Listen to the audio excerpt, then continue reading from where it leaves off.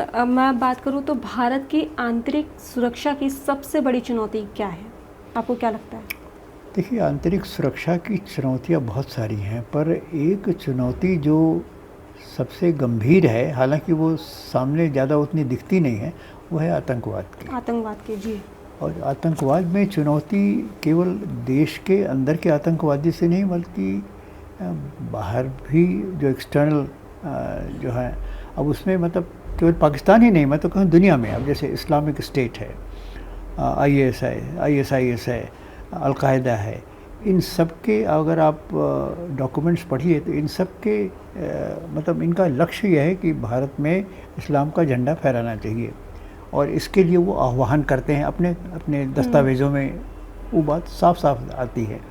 ये दूसरी बात है कि इस्लामिक स्टेट और अलकायदा अभी यहाँ ज़्यादा पैठ नहीं बना पाए हैं, परंतु कोशिश उन्होंने बराबर की है, और इस्लामिक स्टेट ज्वाइन करने के लिए हिंदुस्तान से भी काफ़ी, मतलब बहुत ज़्यादा तो नहीं, पर हाँ यहाँ से लोग गए थे। तो एक तो ये दो संगठन तो अंतर्राष्ट्रीय संगठन है। फिर पाकिस्तान में आपके लश्कर तोयबा है, जैश ए मोहम्मद है, ये जब तक हिंदुस्तान में वारदात इन्होंने की है, पार्लियामेंट में अटैक हुआ तो जैश ए मोहम्मद ने की है, पहलगाम में जो घटना हुई वो जैश ए मोहम्मद ने की है, 26/11 हुआ था वो भी। बॉम्बे में जो अटैक हुआ था 26/11 का, वो लश्कर तोयबा ने किया था। तो ये संगठन है। फिर हिंदुस्तान के अंदर देखिए, एक तो PFI है, कहीं इंडियन मुजाहिदीन है, और कहीं अगर कोई लेबल नहीं भी है तो मॉड्यूल्स हैं जगह जगह।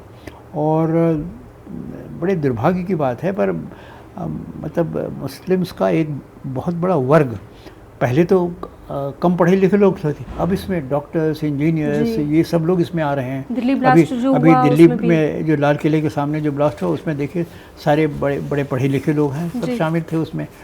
तो अब ये एक वर्ग जो है रेडिकलाइज हो गया है, और ये जो तो अब इनको रेडिकलाइज कैसे किया जाए, इनको आइडेंटिफाई कैसे किया जाए, इनको मेन स्ट्रीम में कैसे लाया जाए, ये एक बहुत बड़ी चुनौती है।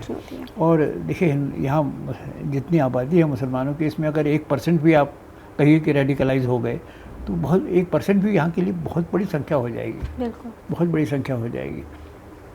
तो आतंकवाद की समस्या मैं समझता हूँ सबसे ज़्यादा गंभीर है, क्योंकि जो आतंकवाद, इनकी जो फिलॉसफी है, मतलब ये हिंदुस्तान जो अंतर्राष्ट्रीय स्तर पे जो मैंने डॉक्यूमेंट्स वगैरह पढ़े हैं, ये तो हिंदुस्तान की आर्थिक व्यवस्था, हिंदुस्तान का सामाजिक ढांचा, हिंदुस्तान का राजनीतिक पॉलिटिकल स्ट्रक्चर, हर चीज़ को विध्वंस करना चाहते हैं, और कहते हैं यहाँ तो इस्लाम का झंडा फहराना चाहिए।